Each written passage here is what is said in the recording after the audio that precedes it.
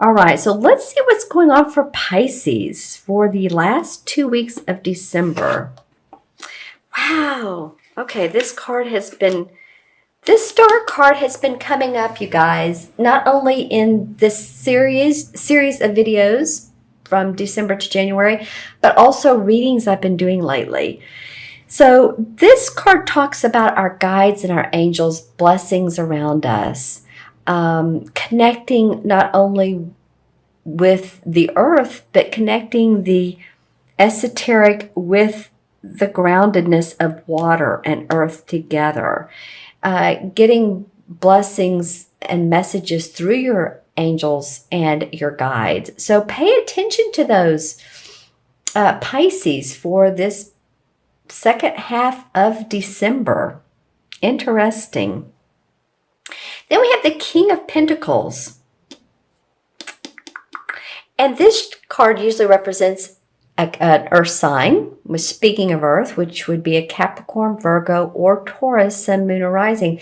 I have a feeling some of you are yelling out at me, it's a Taurus in my life. I just heard that right off the bat. For some of you, it'll be a Capricorn or Virgo. Interesting. So let's see how this person plays out in your life. This card they're sort of facing away from each other. I'm not getting really a lot of ill effects from this King of Pentacles, nor should I. This is usually a person who, but I'm just saying I wanted to intuit who this might be. And the court cards are interesting because for every person, they're different. For some of you Pisces, they might be someone who's great in business. They're mentoring you. They might be your accountant.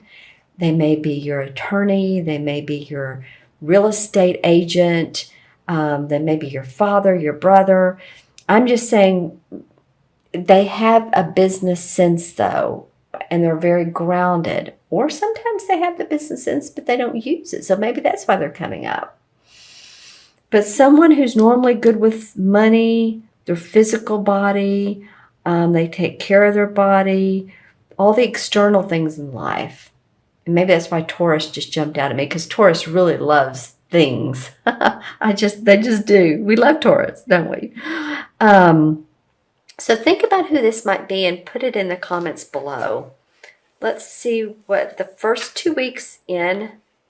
Oh, this card's been coming up too. This is the Chariot card. First 2 weeks in January. All right. Well, Pisces, this is looking good so far. We have the Page of Wands facing the Chariot.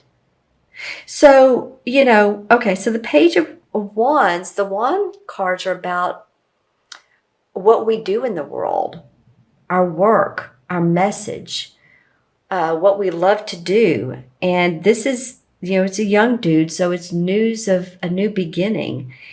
And he's facing this Chariot, and the Chariot's like moving out of the battle zone and into a higher land. I'm thinking of a battle zone where you've been possibly, and moving into land that feels calm and peaceful, but where you have some go juice, where you're really excited about moving forward. This is not because of luck that this card came up. It's not because, you're a lucky Pisces, you won the lottery, and maybe some of you will. That'd be awesome. I know it's real high right now. It's like 145 or million for a certain group of states. But it's not because you're lucky Pisces, but it's because you have put forth the effort, the hard work, you've had support, you've been through the trenches, you know what it's like, you've been there for other people. Feeling a little bit of feeling of creativity here. Creative movement. I like that for you guys. Maybe this King of Pentacles is giving you some good advice. This Page of Wands can be a younger person, a fire sign, which would be a Sagittarius, Leo, or Aries. Can be that type of person. Maybe they're going on this ride with you, this journey with you. Let's see what their transition card. Wow. Okay, I'm not reading these in reverse. Well, okay, interesting. we're just kind of going along smoothly here. And, I was thinking to myself, life isn't always just, rosy and a day at the park or the beach, is it? No, that would not make for a good play, would it? We need a little bit of, grinding in life to make it beneficial and to grow. Or not. But anyway, what you have as the transition card is the what's they call the devil. I call it the transition card. I really do. It's funny because it's in this position, but it absolutely is a transition card because to me this card represents, you can see how these two people are bound and chained to each other. It can represent feeling bound to a relationship, feeling bound to a job because, well, by golly, it pays the bills. At least I hate it, but it pays the bills, that kind of thing. Feeling bound by alcoholism, by drug addiction, spending too much shopping, any of these things we can overdo. And it's earthly, it's the things in life. And I was saying a minute ago how Taurus loves things. That would be an interesting connection if any of you all can relate these two. Okay, just saying. Well, this King of Pentacles may or may not have something to do with this transition. But let me know in the comments below, because of this feeling of being bound, or maybe you felt this in the past and you're like, I'm not going there again. That's not worked for me in the past. I'm not going there in the future, or I'm not staying in this relationship any longer. I feel a newness. There's a fire sign that's approached you, or your inner fire is saying, no, I'm moving on. So different scenarios, but there definitely is some moving forward in your reading, Pisces. Let me take a look at my crystal. This is for Pisces for mid-December to mid-January. Okay. It's just letting you know what I see. A lot of white. So at first I thought, well, is that snow? So a lot of you in snowy areas of the world. That wouldn't be you, Australia, or those of you below the equator. I think for some of you it could mean the beach, so maybe just enjoying that.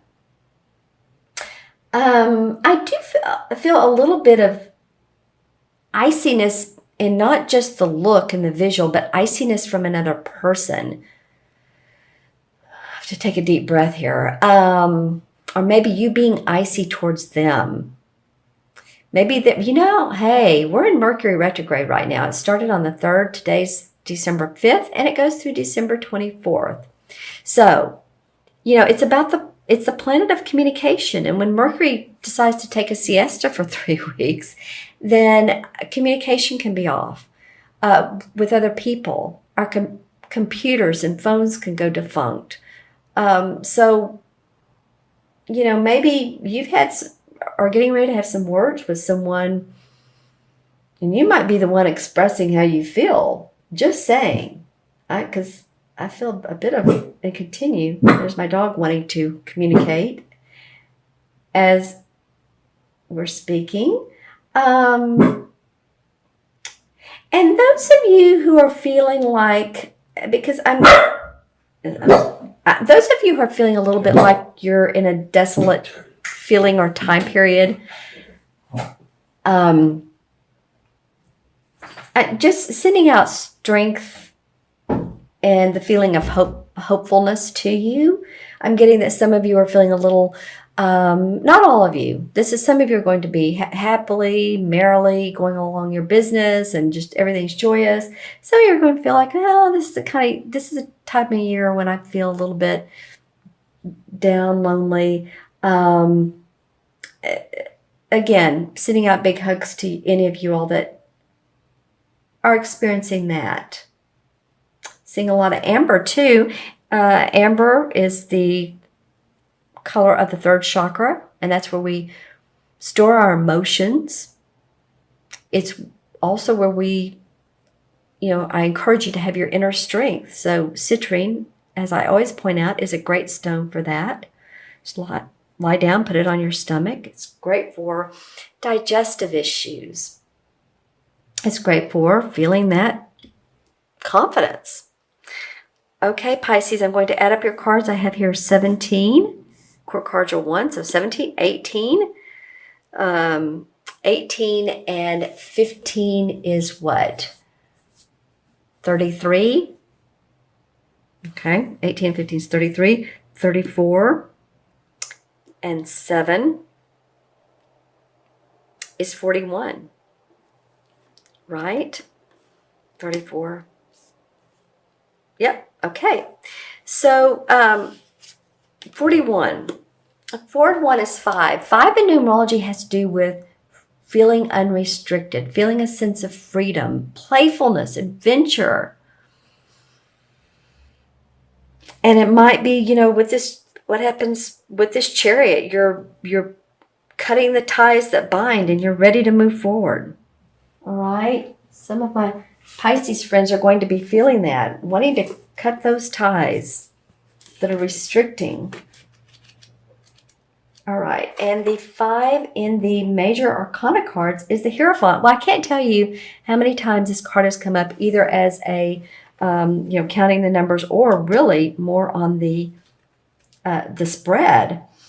So the Hierophant card is usually doing things by the book. It can mean doctrine, religious or spiritual doctrine,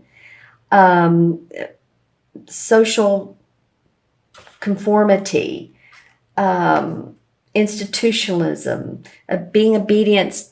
I'm just giving you some definitions. Being obedient to tradition. So whatever that might mean to you is, and that's where I stopped because that's what it feels like for a lot of you, is it being obedient to your spiritual growth, to your religious connections, to your authority, your personal authority. Always remember to, strengthen your own inner authority, which is, again, this particular stone, the 3rd chakra, which comes up. So maybe it's about personal strength, as well as,